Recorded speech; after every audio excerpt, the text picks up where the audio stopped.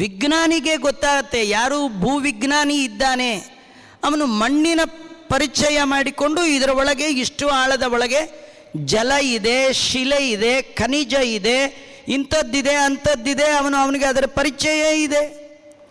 ಹಾಗಾದರೆ ನೀವು ಅಷ್ಟೇ ಕ್ಷೇತ್ರದ ಪರಿಚಯವನ್ನು ಚೆನ್ನಾಗಿ ಮಾಡಿಕೊಂಡ್ರಿ ಅಂತಾದರೆ ಕ್ಷೇತ್ರಜ್ಞಾನ ಪರಿಚಯ ಆಗತ್ತೆ. ಕ್ಷೇತ್ರಜ್ಞೋ ಭಗವಾನ್ ವಿಷ್ಣು ನಖ್ಯನ್ಯ ಕ್ಷೇತ್ರ ಮಂಜಸ ವೇತ್ಯಸೌ ಭಗವಾನ್ ಜ್ಞೇಯೋ ವ್ಯಕ್ತ ವಿಲಕ್ಷಣ ಸತು ಜೀವೇಶು ಸರ್ವೇಷು ಬಹಿಶ್ಚೈವ ವ್ಯವಸ್ಥಿತ. ಜೀವಜಾತದ ಒಳಗೆ ಚೇತನಾತ್ಮಕವಾದ ಪ್ರಪಂಚದ ಒಳಗೆ ಭಗವಂತ ಇದ್ದಾನಾದ ಕಾರಣ ಅವನನ್ನೇ ಕ್ಷೇತ್ರಜ್ಞ ಅಂತ ತಿಳಿಬೇಕೇ ವಿನಃ ಅವನ ಹಾಗೆ ಇಡೀ ಜಗತ್ತನ್ನು ತಿಳಿದ ಮತ್ತೊಬ್ಬ ವ್ಯಕ್ತಿ ಜಗತ್ತಲ್ಲಿ ಇಲ್ಲ. ಆದ್ದರಿಂದ ನಾಮ ಭಾಗವತದಲ್ಲಿ ಹೇಳುವಾಗೆಲ್ಲ ಈ ಜೀವನನ್ನು ಎಂದೂ ಕೂಡ ಕ್ಷೇತ್ರಜ್ಞ ಅಂತ ತಿಳ್ಕೊಳ್ಬಾರ್ದು. ಹಾಗೆ ಕ್ಷೇತ್ರಜ್ಞ ಅಂತ ತಿಳಿಯೋದಿದ್ದರೆ ಅದು ಭಗವಂತನನ್ನೇ ತಿಳಿಬೇಕು. ತತ್ ಕ್ಷೇತ್ರಂ ಯಚ್ಚಯ ಕೃಚ್ಚ ಯದ್ವಿಕಾರೀಯ ತಶ್ಚಯತ್ ಸಚಯೋ ಯತ್ ಪ್ರಭಾವಶ್ಚ ತತ್ಸಮಾಸೇನ ತೇ ಶೃಣು. ಕೃಷ್ಣ ಪದ ಇದ್ದಾನೆ, ಅರ್ಜುನ ಈ ಕ್ಷೇತ್ರ ಅಂತ ಈ ಶರೀರವನ್ನು ಈ ಜಗತ್ತನ್ನು ಕರೀತಾರಲ್ಲ, ಅದರ ಸ್ವರೂಪ ಏನು, ಅದು ಎಷ್ಟು ವಿಧವಾಗಿದೆ, ಅದರಿಂದ ಏನೆಲ್ಲ ಕಾರ್ಯಗಳು ನಮ್ಮ ಮೇಲೆ ಪರಿಣಾಮಗಳು ಉಂಟಾಗತ್ತೆ, ಇದು ಯಾರಿಂದ ಇದನ್ನು ಪ್ರವೃತ್ತಿ ಮಾಡುವಂತಹ ಭಗವಂತನ ಸಾಮರ್ಥ್ಯ ಏನು, ಅದೆಲ್ಲ ನಿಂಗೆ ನಾ ಹೇಳ್ತೇನೆ ಅಂತ ಹೇಳ್ತಾ ಋಷಭಿಹಿ ಬಹುದಾ ಗೀತಂ ಛಂದೋಭಿಹಿ ವಿವಿಧೈ ಪೃಥಕ್ ಬ್ರಹ್ಮಸೂತ್ರ ಪದೈಶ್ಚೈವ ಹೇತು ಮದ್ಭಿರ್. ಈಗ ನಿನಗೆ ನಾ ಏನು ಹೇಳ್ತಾ ಇದ್ದೀನಲ್ಲ ಈ ಕ್ಷೇತ್ರಜ್ಞಾನ ಬಗ್ಗೆ, ಹಿಂದೆ ಅನೇಕ ಜನ ಜ್ಞಾನಿಗಳು ಇಡೀ ತಮ್ಮ ಜೀವನವನ್ನು ಇದರ ಅರಿವಿಗಾಗಿ ಮೀಸಲಿಟ್ಟು ಈ ವಿಷಯವನ್ನು ತಿಳಿದಿದ್ದಾರೆ. ತಿಳಿದದ್ದನ್ನು ಗ್ರಂಥ ವೇದಗಳು ವರ್ಣಿಸಿದೆ, ಅನೇಕ ಯುಕ್ತಿಗಳಿಂದ ಅದನ್ನು ವೇದವ್ಯಾಸದೇವರು ಬ್ರಹ್ಮಸೂತ್ರದಲ್ಲಿಯೂ ತಿಳಿಸಿದ್ದಾರೆ. ಹಾಗಾಗಿ ತಿಳಿದುಕೊಳ್ಳಬೇಕಾದಂತಹ ಒಟ್ಟು ವಿಷಯ, ಜ್ಞಾನ ಪ್ರಾಪ್ತಿಗೆ ಬೇಕಾದಂತಹ ವಿಷಯಗಳೇನಿದೆ ಅದನ್ನೆಲ್ಲ ನಿನಗೆ ಹೇಳ್ತೇನೆ. ಮಹಾಭೂತಾನ್ಯಹಂಕಾರೋ ಬುದ್ಧಿರವ್ಯಾಣಿ ದಶೈಕಂಚ ಪಂಚ ಇಂದ್ರಿಯ ಗೋಚರ ಇಚ್ಛಾ ದ್ವೇಷ ಸುಖಂ ಸಂಗಾತ ಚೇತನಾ ಧೃತಿ ಏತತ್ ಕ್ಷೇತ್ರಂ ಸಮಾಸೇನ. ಹಿಂದೆ ಹೇಳಿದಂತಹ ಪಂಚಮಹಾಭೂತಗಳು, ಅಹಂಕಾರ, ಇವೆಲ್ಲ ಸೇರಿ ಒಟ್ಟು ಇದನ್ನು ಕ್ಷೇತ್ರ ಅಂತ ಕರೀತಾ ಇದ್ದಾರೆ. ಇಂಥ ಕ್ಷೇತ್ರದ ಬಗ್ಗೆ ಈ ಎಲ್ಲ ತತ್ವಗಳ ಅರಿವಿಗೋ 20 ಸಾಧನೆಗಳನ್ನು ಕೃಷ್ಣ ಹೇಳ್ತಾನೆ. ನಿಮಗಿದರ ಅರಿವಿಗೆ ಬರಬೇಕು ಅಂತಾದರೆ, ಈ ಕ್ಷೇತ್ರದ ಪರಿಚಯ ನಿಮಗಾಗಬೇಕಾದ್ರೆ, ಇದರ ಒಳಗಿದ್ದು ನಿಯಮನ ಮಾಡುವ ಭಗವಂತನ ಪರಿಚಯ ನಿಮಗಾಗಬೇಕಾದ್ರೆ, ಇಲ್ಲಿ ಕೃಷ್ಣ ವಿಶೇಷವಾಗಿ 20 ಧರ್ಮಗಳ ನಿರೂಪಣೆ ಮಾಡ್ತಾನೆ. ಧರ್ಮ ಅಂದರೆ ಧಾರಣೆ ಮಾಡಲಿಕ್ಕೆ ಯೋಗ್ಯವಾದದ್ದು.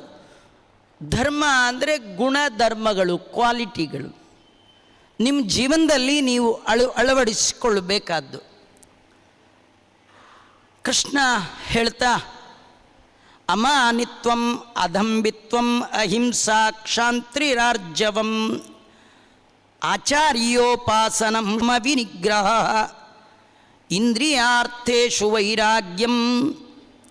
5 ಶ್ಲೋಕಗಳಲ್ಲಿ 20 ಧರ್ಮಗಳನ್ನು ಭಗವಂತ ವರ್ಣನೆ ಮಾಡ್ತಾ ಇದ್ದಾನೆ. ಇದು ಯಾವುದಿದು 20 ಧರ್ಮಗಳು? ಒಂದು ಮೊದಲನೇದಾಗಿ ಅಮಾನಿತ್ವ ಅಂದರೆ ತನ್ನ ಬಗ್ಗೆ ಯಾರ ಹತ್ರ ಹೇಳ್ಕೊಳ್ಬಾರ್ದು. ಹೇಳ್ಕೊಳ್ಳೋದು ಅಂದರೆ ಕೆಲವರು ಮಾತಾಡುವಾಗ ಹೇಳ್ತಾರೆ, ನನ್ನ ಏನು ಅಂದ್ಕೊಂಡಿದ್ದೀರಿ ಅಂತ ಶುರು ಮಾಡ್ತಾರೆ.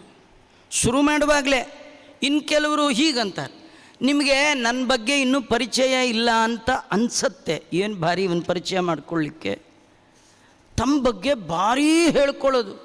ಇದು ಅಮಾನಿತ್ವ ಅಂದರೆ ಆತ್ಮಸ್ತುತಿಯನ್ನು ಮಾಡಿಕೊಳ್ಳಬಾರದು, ಹೇಳಬಾರ್ದು. ನಾವು ಮಾಡಿದ್ದೇ ಚೂರಿರತ್ರಿ, ಊರಿಗೆಲ್ಲ ಹೇಳ್ಕೊಂಡು ಬಂದಿರ್ತೀವಿ. ನಾನು ಯಾವಾಗಲೂ ನೆನಪಿಸ್ತೇನೆ, ಇಲ್ಲಿ ಅದು ನೋಡ್ಲಿಕ್ಕೆ ಸಿಗಲ್ಲ, ನೀವು ನಮ್ಮೂರ ಕಡೆ ಬರಬೇಕು. ಕೆಲವರು ಈ ಮಠ ಮಂದಿರಗಳಿಗೆ ಪ್ರವಚನ ಕೇಳಲಿಕ್ಕೆ ಬಂದವ್ರಿಗೆ, ಗುಂಪಲ್ಲಿ ಕೂತವ್ರಿಗೆ ಸೆಕೆ ಆಗಬಾರ್ದು ಅಂತ ಫ್ಯಾನ್ ಕೊಟ್ಟಿರ್ತಾರೆ. ಆ ಕೊಟ್ಟವ್ರ ಹೆಸರು ಆ ಫ್ಯಾನ್ ಹಾಕೋಕ್ಕೆ ಬಿಡಲ್ಲ. ಫ್ಯಾನ್ ಹಾಕಿದ್ರೆ ನಮ್ಮ ಹೆಸರು ಕಾಣಲ್ವಲ್ಲ, ಆಫ್ ಮಾಡಿ ಅಂತಾರೆ. ಇರೋದೇ ಹಾಕಕ್ರಿ, ಅವ್ರಿಗೆ ಹಾಕೋದು ಮುಖ್ಯ ಅಲ್ಲ, ತಮ್ಮ ಹೆಸರು ಮುಖ್ಯ. ಕೆಲವರು ದೇವರಿಗೆ ಏನಾರು ಮಾಡಿಸ್ಕೊಟ್ಟು ಬಂದಾಗ ಹೋದಾಗೆಲ್ಲ ದೇವರಿಗೆ ನೆನಪಿಸ್ತಿರ್ತಾರೆ. ಈ ಕವಚ ನಾನೇ ಮಾಡಿಸ್ಕೊಟ್ಟಿದ್ದು. ದೇವ್ರಿಗೆ ಇಷ್ಟು ಬೇಜಾರಾಗಿರುತ್ತೆ, ಇವನು ಯಾಕಾರು ಕವಚ ಮಾಡಿಸ್ಕೊಟ್ನಪ್ಪ ಅಂತ. ನೀವು ಯಾರಿಗಾರು ಆಚಾರ್ಯಗೆ ಒಂದು ಮಡಿ ಕೊಟ್ಟು ಆಚಾರ ಸಿಕ್ಕಾಗೆಲ್ಲ ಇವತ್ತೇ ಹೇಳಿದ್ರೆ ಅವ್ರು ಇದ್ದದ್ದನ್ನು ಬಿಚ್ಚಿಕೊಟ್ಟು ಹೊಟ್ಟೋಗ್ಬಿಡ್ತಾರೆ. ಬೇಡ ಹಾಳಾಗೋದು, ಮರ್ಯಾದೆ ಹೋದರೂ ಪರವಾಗಿಲ್ಲ ಅಂತಾರಲ್ಲ. ಆತ್ಮಸ್ತುತಿಯನ್ನು ಮಾಡ್ಕೊಳ್ಬಾರ್ದು. ನಾನು ಅಂಥವ, ನಾನು ಇಂಥವ, ನಾನು ಅಷ್ಟು ಮಾಡಿದ್ದೇನೆ, ನಾನು ಇಷ್ಟು ಮಾಡಿದ್ದೇನೆ. ನಮ್ಮನೇಲಿ ನನ್ನ ಬಿಟ್ಟರೆ ಏಕಾದಶಿ ಯಾರೂ ಮಾಡಲ್ಲ. ಯಾರು ಏಕಾದಶಿ ತಿಂತಿದ್ರೆ ಇವ್ರಿಗೆ ಎನ್ಕರೇಜು, ನಿಮ್ಮ ಕೈಲಾಗಲ್ಲ, ನೀವು ತಿಂದುಬಿಡಿ, ನಾನು ಭಾರಿ ಗ್ರೇಟ್, ನಿಮಗೆಲ್ಲ ಚಾತುರ್ಮಾಸ್ಯ ಮಾಡೋ ಯೋಗ್ಯತೆ ಇಲ್ಲ, ನನ್ನ ನೋಡಿ ಹೀಗನ್ನೋದು, ಅದೆಲ್ಲ ಆತ್ಮಸ್ತುತಿ ಮಾಡ್ಕೊಳ್ಬಾರ್ದಂತೆ. ಆತ್ಮಸ್ತುತಿ ಮಾಡಿಕೊಂಡ್ರೆ ತುಂಬ ಮಹಾಪಾಪ, ಅದನ್ನು ಮಾಡ್ಕೊಳ್ಬಾರ್ದು. ಯಾರು ಆತ್ಮಸ್ತುತಿ ಮಾಡ್ತಾರೆ ಅವರ ಬಾಯಲ್ಲಿ ಪರಮಾತ್ಮನ ಸ್ತುತಿ ಬರೋಲ್ಲ, ದೇವರ ಸ್ತೋತ್ರ ನೆನಪಿಗೆ ಬರಲ್ಲ. ಆಮೇಲೆ ಅದಂಬಿತ್ವಂ, ಡಂಬಾಚಾರ ಅಂದರೆ ಏನು, ನಿಮಗೆ ಗೊತ್ತಿಲ್ಲದೆ ಇದ್ರೂ ನಂಗೆ ಗೊತ್ತಿದೆ, ನನ್ನ ಯೋಗ್ಯತೆ ನಂಗೆ ಗೊತ್ತಿಲ್ವೇ, ಆದ್ದರಿಂದ ಗೊತ್ತಿರೋರ ಮುಂದೆ ಗೊತ್ತಿಲ್ಲದವರು ಗೊತ್ತಿರುವಂತೆ ನಟನೆ ಮಾಡ್ತಾರಲ್ಲ, ಇದು ಡಂಬಾಚಾರ. ಏನು ಗೊತ್ತಿರಲ್ಲ, ಆ ಏನು ಗೊತ್ತಿಲ್ಲ ಅನ್ನೋದೇ ಗೊತ್ತಿಲ್ಲ, ಅದು ಪ್ರಾಬ್ಲಮ್. ಅವ್ರು ಏನು ಅಂದ್ಕೊಂಡಿರ್ತಾರೆ, ನನಗೇನು ಗೊತ್ತಿಲ್ಲ ಅಂದ್ಕೊಂಡ್ಬಿಟ್ಟಿರ್ತಾರೆ. ಎಲ್ಲ ಗೊತ್ತು ಅನ್ನೋದೇ ಅಹಂಕಾರ, ಈ ಬಿಹೇವಿಯರ್ ಅಲ್ಲ, ಇದು ಡಂಬಾಚಾರ, ಅದನ್ನು ಮಾಡಬಾರ್ದು. ಈ ಅದಂಬಿತ್ವ ಮಾಡಿದ್ರೆ ಅವನಿಗೆ ದೇವರ ದರ್ಶನ ಆಗೋಲ್ಲ. ಅಂದರೆ ಒಳಗೊಂದು ಹೊರಗೊಂದು ಇರಬಾರ್ದು. ಆ ತಿಳಿ ನೀರೊಳಗೆ ಕೆಳಗಿರುವ ಮರಳು ಇತ್ಯಾದಿಗಳೆಲ್ಲ ಹೇಗೆ ಕಾಣುತ್ತೋ ನಮ್ಮದು ಹಾಗಿರೋದು ತುಂಬ ಅಪರೂಪ. ಕೆಲವರು ಅಂತಾರೆ, ಅವ್ರು ನೋಡೋಕ್ಕಾತರ, ಅಯ್ಯೋ ಅವ್ರ ಬುದ್ಧಿ ನಿಮಗಿನ್ನೂ ಗೊತ್ತಿಲ್ಲ ಅಂತ.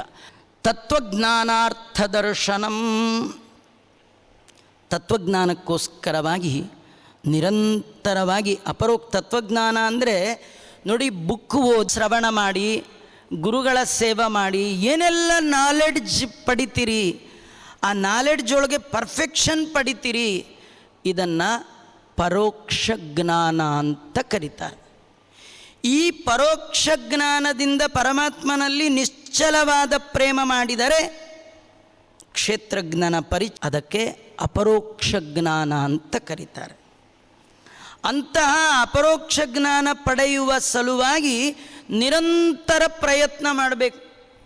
ಕೆಲವರು ಪ್ರಯತ್ನ ಈ ಜನ್ಮಕ್ಕೆ ಇಷ್ಟೇ ಬಿಡಿ ಆಚಾರ್ಯ, ನಿಮ್ದೆಲ್ಲ ಕೇಳ್ತಾ ಇದ್ರೆ ಮಾಡಬೇಕು ಅಂತ ಅನಿಸುತ್ತೆ.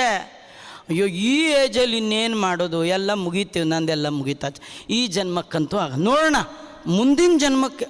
ಅಲ್ಲರಿ, ಮುಂದಿನ ಜನ್ಮವು ನಿಮಗೆ ಮನುಷ್ಯಂದೇ ಬರುತ್ತೆ ಅಂತ ಯಾರಾದರೂ ಬಾಂಡಲ್ಲಿ ಬರ್ಕೊಟ್ಟಿದ್ದಾರ? ಈಗ ಕಳ್ಕೊಂಡ್ರಿ ಅಂದರೆ ಮರಳಿ ಈ ಪರಿ ಜನ್ಮ ಬರುವ ಹವಣಿಕೆಯಂತೂ ಇಲ್ಲ. ಕೆಲವರು ಅಂದ್ಕೊಂಡ್ಬಿಟ್ಟಿದ್ದಾರೆ, ಒಂದು ಸತಿ ಮನುಷ್ಯರಾಗ್ಬಿಟ್ರೆ, ಒಂದು ಸತಿ ಬ್ರಾಹ್ಮಣರಾಗ್ಬಿಟ್ರೆ, ಒಂದು ಸತಿ ಉತ್ತಮರಾಗ್ಬಿಟ್ರೆ ಕಂಟಿನ್ಯೂ ಇದೇ ಸಿಕ್ಬಿಡುತ್ತೆ ಅಂತ. ಏನಿಲ್ಲ ನೋಡಿ, ಎತ್ತರದಲ್ಲಿದ್ದವನು ಕೆಳಗೆ ಬೀಳುವ ಪ್ರಸಂಗ ತುಂಬ ಇದೆ, ಕೆಳಗೆ ಬೀಳುವ ಪ್ರಸಂಗವೇ ಇಲ್ಲ. ನಿಜವಾಗಿಯೂ ನೀವು ಜೀವನದಲ್ಲಿ ಎತ್ತರದಲ್ಲಿದ್ದೇನೆ ಅಂತ ಅಂದ್ಕೊಂಡ್ಬೇಕಲ್ಲ, 1, 2, 3, 4 ಮೆಟ್ಲಿಂದ ಬಿದ್ದರೆ ಸ್ವಲ್ಪ ಏನೋ ಸ್ಕ್ರ್ಯಾಚಸ್ ಆಗುತ್ತೆ, ತರ್ಚ್ಕೊಳ್ಳುತ್ತೆ ಅಷ್ಟೇ. ನಾವು ನೀವೆಲ್ಲ 84 ಲಕ್ಷ ಯೋನಿಗಳನ್ನು ಕಳೆದು ಮಾನವ ಜನ್ಮ ಬಂದಿದೆ. ಇಲ್ಲಿಂದ ಬಿದ್ರಿ, ಚೂರು ಸಾಧನೆ ಮಾಡಲಿಲ್ಲ, ಸ್ವಲ್ಪ ಕೃಷ್ಣ ಹೇಳ್ತಾನೆ, ಹಿಂದೆ ಹೇಳಿದ್ದಾನೆ ಮಹತೋದ್ಭಯ. ನಿಮಗೆ 99 ವಯಸ್ಸಾದಾಗ ಭಗವಂತನ ಬಗ್ಗೆ ತಿಳ್ಕೊಳ್ಬೇಕು ಅನ್ನುವ ಬುದ್ಧಿ ಬಂದಾಗ, ತಪ್ಪು ಮಾಡಿಬಿಟ್ಟೆ ದೇವರೇ ಕ್ಷಮಾ ಮಾಡು, ಇವತ್ತಿಂದ ಕಲಿತೀನಿ ಅಂದರೂ ನಿಮಗೆ ಉತ್ತಮವಾದ ಜನ್ಮವನ್ನು ದೇವರು ಕೊಡ್ತಾನೆ. ಅವನು ಇಷ್ಟು ಕರುಣಾಮಯಿ. ನೀವೇ ಫಿಕ್ಸ್ ಮಾಡ್ಕೊಂಡ್ಬಿಟ್ರೆ ನನಗೆ ಈ ಜನ್ಮದಲ್ಲಿ ಆಗೋಲ್ಲ, ನನ್ನ ಕತೆ ಮುಗಿತು 40 50 ಆಗುವಾಗಲೇ ನಾವು ಫೈನಲಾಗಿ ಆಗಿಬಿಟ್ಟಿರ್ತೀವಿ ರೀ. ನಮ್ಮಜ್ಜಿ ನಿಮ್ಮಜ್ಜಿ 97 96 ಆದರೂ ಇನ್ನು ಅಲ್ಲಿ ಹೋಗ್ಬೇಕು, ಇದು ಮಾಡಬೇಕು. ಎಂಥ ಉತ್ಸಾಹದ ಜೀವನ. ನಮ್ಗೆ ಉತ್ಸಾಹಕ್ಕೆ ಬರ, ಉತ್ಸಾಹವೇ ಇಲ್ಲ ಅಲ್ವಾ? ಹಾಗಿರಬಾರ್ದು. ತತ್ವಜ್ಞಾನ ದರ್ಶನವನ್ನು ನಿರಂತರ ಮಾಡಬೇಕು ಅನ್ನುವ ಬಯಕೆ ಬೇಕು ಅಂತ ವರ್ಣನೆ ಮಾಡ್ತಾ ಇದ್ದಾರೆ.